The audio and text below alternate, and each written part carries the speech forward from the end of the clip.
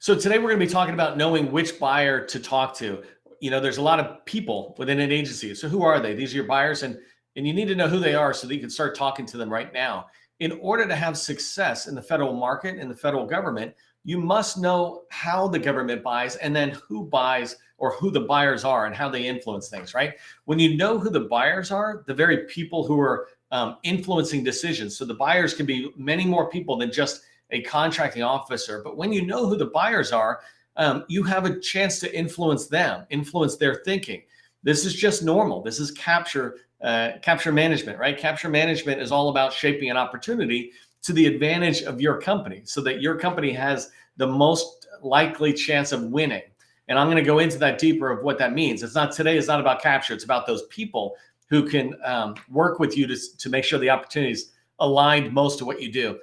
You must know these buyer representatives in order to influence opportunities. And if you want to win federal contracts, right, you need to shape opportunities so that your company has the most chance to win. And that's what we're going to cover today. So hopefully you're along for that ride. If you don't know who I am, my name is Neil McDonnell. I'm the president of the GovCon Chamber of Commerce. I want to welcome you to my federal daily sales training where I teach tips for success in the federal market. I spent 20 years in the federal market as a small business owner. And since 2018, I've been teaching people like you that government contracting is not a secret. It's just a process. Process goes from A to Z. And when we follow the process, we have predictable, repeatable results. And that's what I want for you and for your company, to have predictable, repeatable results. So we're going to talk about three main things today as it relates to knowing the buyers, right? And knowing agency buyers and then how to reach out to them. So we're going to talk about the three roles agency buyers fall under. We're going to talk about who influences acquisitions and how you can work with them to start shaping opportunities. And then we're going to talk about how you can find these people and meet them so that you can start having those conversations. When you think about federal buyers, it's just people, right? So it's just people at an agency, and they can fill all sorts of job titles. If you understand the sales acquisition lifecycle, there's different stages. People have ideas, people who are doing budgeting, people who are doing contract award, etc. All these people, and I'll show you a roadmap in a little bit of the acquisition process. But when you look at any of these people, they all fall into one primary role. Some of them might have, two or three hats on, but they all have one primary role that you should be tracking. So if you put their names in a spreadsheet and you said role, not job title, but just role, the three roles are focus of receptivity, focus of dissatisfaction, and focus of power.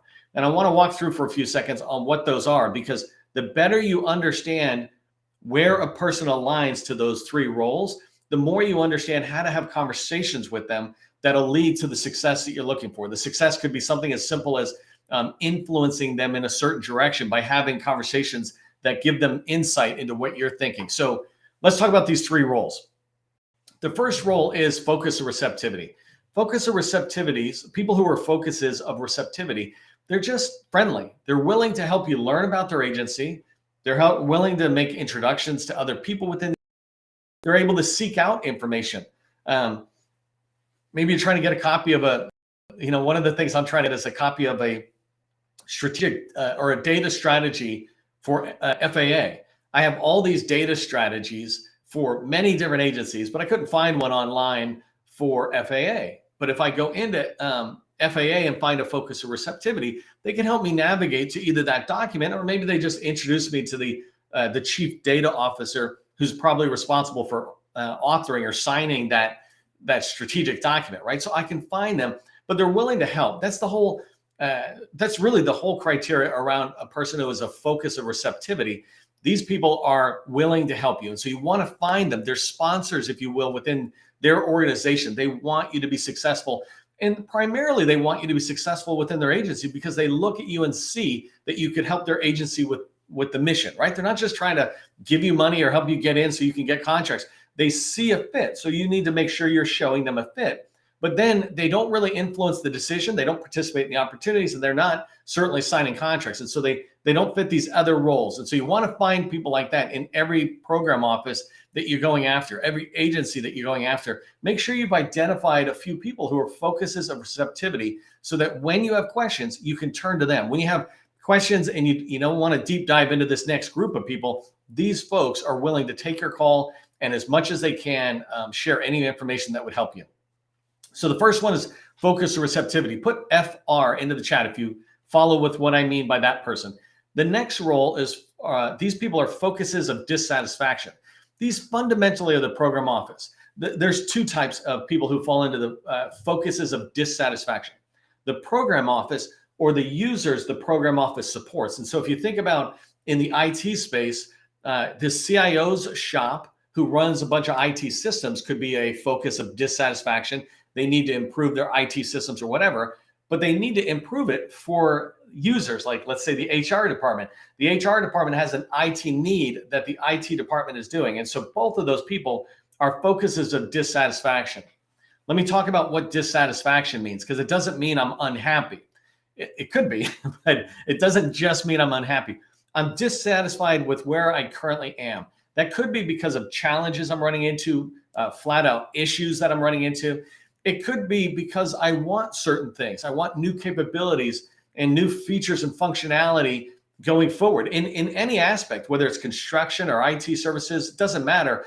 I'm not happy with the current state. I'm either not happy because things are going wrong, or I'm not happy because I want more, which is fine. But both of those are dissatisfaction. I'm dissatisfied with this. And the reason these people are so important, and I say they're primarily the program office people, is because they're the ones you're going to talk to about the problems and the sales is all about uncovering problems and expanding those problems to really make sure that person understands it, that office understands how explicit that problem is for their program office, and then developing those problems into what we call implication questions. Who else? What's the consequence of these problems? Who else are being impacted? So I just said IT and HR. So if IT has these problems, as you develop it, then you're finding out that the HR department also has problems related to the problems you can solve down here in the IT shop. So hopefully you're following it. But these are the people, these focuses of dissatisfaction. You want to find them, because if you're going after an opportunity and you're trying to shape your proposal, you need to shape your proposal based on your understanding of that agency or that program office's challenges, of their goals and objectives going forward. What are they trying to get done? What are they trying to overcome? When you know that, you'll be able to write so much a stronger proposal, a winning proposal, right? But that information doesn't come from the focus of receptivity. It doesn't come from the focus of power, which I'll talk about in a minute. It comes from the focuses of dissatisfaction. So when you're going after an opportunity, when you're looking at your pipeline, make sure every opportunity has several people whose names are in your pipeline, in a field somewhere that says, these are my focuses of dissatisfaction, whatever term you want to use. But this is the program office. This is the people with the need, right? And so that's the second role. Focuses of receptivity, focuses of dissatisfaction. Put FD into the chat. Just let me know you're following along. Focuses of dissatisfaction. The third group are the focuses of power. So in the federal space, if you think about the focus of receptivity, most likely that person, or not most likely, but the first person that would come to my mind is the small business specialist for focus of receptivity. The first person who's going to come to my mind for focuses of dissatisfaction is the program office. And the first role title that's going to come to my mind for focus of power is the contracting officer. The contracting officer is the only one who signs a contract and commits the government to buying your products or services, right? So they have the power to decide whether you're getting the contract win. This is the third group, and you need to, as you move forward and you're trying to understand who the buyer are, buyers are. It's too early in the day, apparently. Anyway, so focuses of power. You want to identify who they are, and they could be contracting officers, and I'll expand more on examples of who they are. But contracting officers and contracting specialists, you see them most often. If you go into SAM and you look at an opportunity, at the bottom of the SAM notice that's in there, you'll see generally 2 points of contact, and that typically is contracting officer or contracting specialist. The reason you want to talk to these people is because they have the power to sign the contract, and you want to make sure that you're having conversations and influencing the decisions they're making. Think about like a FAR clause, for example. In the HubZone program, there's something called a 10% set aside. So if there's an opportunity out there as a full and open opportunity, then as a HubZone company, I want to make sure there's a clause within that RFP when it drops, a FAR clause that is speaking to the HubZone price preference. It's saying that this contract has that in there, right? And I'm not trying to be a FAR expert here. I'm just saying that's an example of one that I would want to make sure that's in there. Well, the only people who put it in are the contracting officers and the contracting specialists. So the focuses of power. So those three people, put FP if you got that one. These are the three roles that people fall into. As I expand that out, right, those are three roles. There's a lot of people with a lot of titles, and they fall basically into these three roles when you think about sales. I want to talk to you now about who influences the acquisition. Here, I'm going to go into the same thing, those three roles, but now I want to talk to you about titles. But before I go too far, I just want to explain what I mean by influence. When you think about influencing an opportunity, right, in the federal government, an opportunity is going to come through your pipeline, and you have the chance to shape it, is what we say. You can shape that opportunity in a way that your company has the best chance of winning.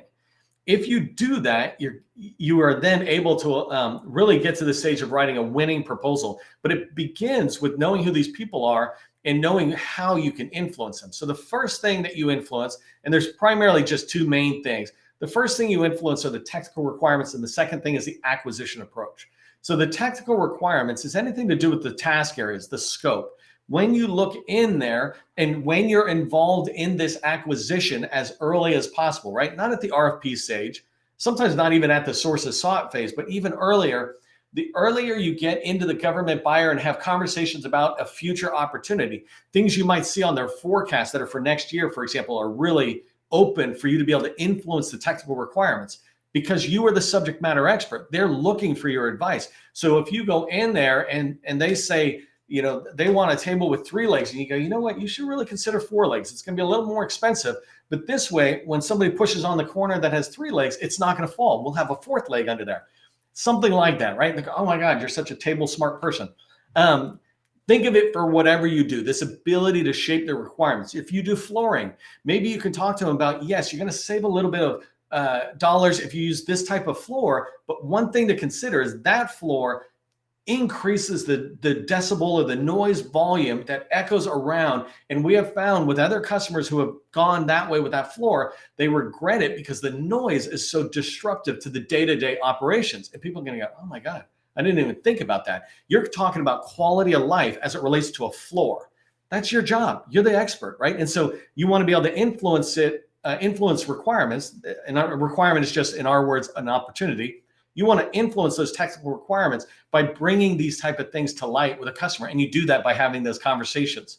The second thing, and this goes back and forth between technical requirements and acquisition, but the second bullet I wrote here just says what you can influence are, and examples are key personnel requirements, what key personnel must have. An example is, and the other thing is certifications, right? So these two things, whether you're a key personnel and they say, hey, you must have a PMP or a PGMP or whatever it is, like a program management thing. If your company has those certifications, you want to push for the value of those. If you don't have them, you want to push them out of the contract saying, look, just because I'm a project manager, I got 30 years project management experience, but I don't keep my PMP active. It's the silliest thing in the world that the only way they're going to say that I'm a project manager or PMP is if I go and get my CUs every year. I do training every day. I think I'm pretty good at this. And so there's this idea that certain key personnel requirements either want to be in there or don't want to be in there. You can influence that, right? You can influence that. I'll give you an example on a $200 million opportunity I helped a customer with recently. This one was around cybersecurity, and they were saying they had to have these certain cybersecurity trainings, but it was really unique.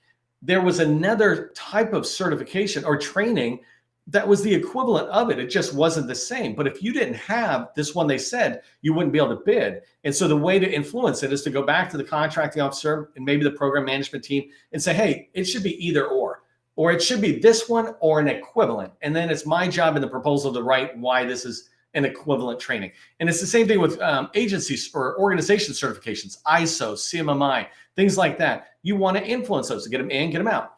I don't want to go, well, actually, I want to do one more on acquisition, just so you think about how you can influence opportunities. When you think about the acquisition approach, the way the government buys, not what they're buying, but the way they buy, things you can influence are the contract vehicle. Hey, we're going GSA, we're going NASA SOUP, we're going T4 next gen, Seaport next gen, whatever it is, right?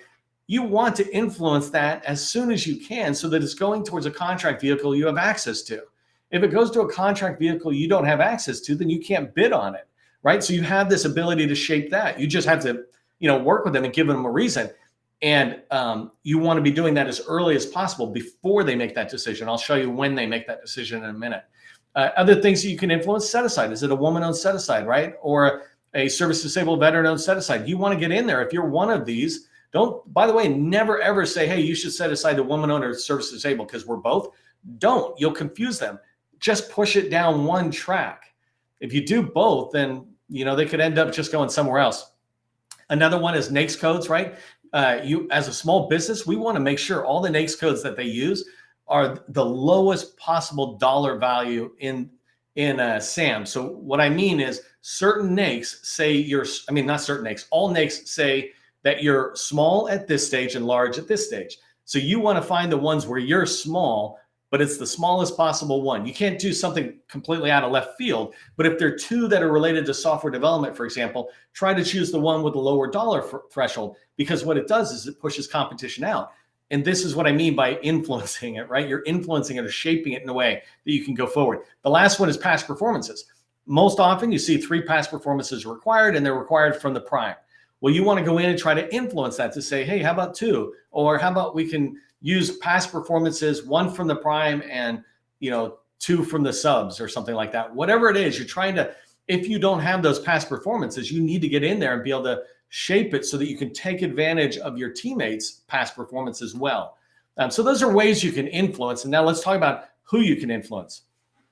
By the way, just put in the chat, if you're following me, shape the opportunity, or just shape it into the chat, because you should be able to shape opportunities. And now these are the people you can think about, the roles or the titles people have that you can reach out to begin to shape opportunities.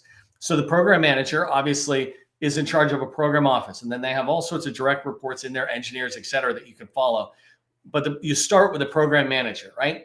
Another one is the contracting office representatives. So the cores, these cores are what we used to call the contracting officer technical representative. They're the ones who are following that award all the way through. And so they know a lot about how it's being done. And so these buyers are very influential about what do we want in new requirements? What are we looking for? They might even be on the selection board for the next opportunity. These people know the incumbent, but they don't know you. So you want to be able to identify them, get their name, number, and email, and try to get out, have meetings with them, get them to see more than just the incumbent. Business owners, I already described this. Business owner is like, let's say the HR department. If you're going in doing IT or data, cyber or something, the HR or these other people that are being supported by the department you might technically work with, but understanding the business owners allows you to uncover their needs as well. Technical leads. So going back into the program office, if you have a particular set of work you're going to do and you're doing it in certain offices, you're going to have technical leads. If I go into PEO Digital, which is in the Navy, working with a customer who's they do SharePoint, right? And so their big focus a primary focus in the Navy should be PEO Digital, but you can keep going down. And there are these technical solution areas that are led, and they're teams of 10 to 30, 40 people. And they have technical leads, right? The SharePoint lead or the Office 365 lead. And these are buyers. These are people who influence that opportunity you're chasing. I mentioned end users. Another one when we go into the focuses of power, and I already talked about these people, are contracting officers, contract specialists. And then the last 2 are small business specialists. They are heavily influenced. They have the ability to heavily influence opportunities. They're tracking opportunities on whether they get full and open or whether they stay small. They also have the ability to influence whether it's being set aside here or set aside there. You want to be visible to these people. You want to be having conversations, relationships with them long before you have an opportunity coming across their desk. They already must know you, right? And if you don't have it right now, that's fine. Go with that old analogy of when's the best time to plant a oak tree? 20 years ago. When's the second best time? Today, right? Just start planting that oak tree today and you'll develop these relationships. But small business professionals, they see many of the opportunities coming across. And if you have a good relationship, they will start paying attention to opportunities that fit into your world because you are engaging with them, you're listening, et cetera. And the last one is PCRs. So these people are SBA employees, Small Business Administration, and PCR stands for Procurement Center Representatives. They have oversight over an agency. And my way of describing what they do as it relates to us is they make sure opportunities are not going full and open, that should go total small. That's the gist of it. And so you want to be tracking on them because there's opportunities you might want to pursue and you might want to push down to small and keep out of full and open. Well, these are people you should have relationships with. And these people, I can't remember how many they are. Let's say there's 50 or so. They have responsibility for certain areas. Like, they might be in San Diego area. And so they certainly are responsible for certain aspects of the Navy out there. And then maybe a couple of other agencies as well. But you can meet them, begin to develop the relationship. You're not going to talk to them on a daily basis. But when you've had that relationship with them, an opportunity that you're pursuing, you can be reaching out saying, hey, this should go small. Can I talk to you about why it should go small, just to make sure it never goes full and open? So these are examples of people that you can be working with. I wanted to share this one slide just really quick. And then let me just get here to share it. So this one slide right here, I just wanted to show you, I did a training yesterday on understanding, I think it was yesterday, understanding the acquisition process for the government. And the whole reason I'm putting this here, though, you can go watch that to understand this. But this is USDA's roadmap for how an opportunity comes as an idea, and it goes through market research, comes around. They're thinking about how they're going to do the acquisition approach, and then they submit or send out an RFP, and then they award it, and then they execute, right? So this roadmap describes all that. What I want you to be tracking on is each one of these areas when you begin to learn your target customer's process for acquisition. Each one of them have key personnel that you want to be paying attention to. Who's there? For example, if I have an opportunity and it's early before the market research because I have done business development and I have relationships, then I'm going to try to figure out who are the stakeholders. This opportunity is coming out. I can learn about it and then maybe get in there and meet them. And the same thing going all the way around. Who does that independent government cost estimate? I've had many federal customers, right? So I've been inside the wire a lot over my career, and I've been there when the Corps does it, the small business specialist does it. Different people are assigned to the contracting specialist. People are given the responsibility for determining an IGCE. And depending on the size of your contract, depending on the agency, it's different people. But I would want to know, like, who's doing that? Can I get in there and influence it? And what I really want to do is to make sure I'm influencing their thinking to a higher dollar value, frankly, so that LPTA or the companies that come in and do these low bids, I can push them out by getting these people to really think more and more about what the work's involved. So my point is just know your roadmap, acquisition roadmap for your target customer, and you'll be able to work with them to shape those opportunities along the way. So let me just come back to my slides really quick. Last one I just wanted to share as we're wrapping up here is just how do you find representatives? And so I'm just going to rattle them off. Actually, sorry, let me just make this easier and share it so that you can read it while I'm rattling it really quick. But if I come in here, I just wrote down some ways, right? So you can go to an agency website, you can go to LinkedIn, you can talk to your local PTAC who has inroads with the agencies, right? And teaming partners. But my favorite is this one at the bottom, industry day slides. You want to go into industry day slides because that is the place more than anywhere else I have found program officers, program management, program office personnel listed more and more. If I go into any particular industry day slide, I'm able to find one person, 5 people. I have one I was going to show you, but I'm running out of time that has 50 people, right? So in industry day slides, you can find a lot of this information. Make sure in your target agency, you go get a copy of all those industry day slides. And I have a set process. I have a handout where I lay out the process for meeting agency buyers. But what I wanted to say here is when you're reaching out, make sure you have a clear reason. Give them a reason for meeting with you. It doesn't have to be some big value proposition. Just why should I meet with you for 15 minutes? And then one of the best ways to meet agency buyers is introductions. You start with the focus as a receptivity who lead to other people. So it's something for you to consider there. As we get going, please remember government contracting, it's not a secret. It's just a process. I'll see you in the next training.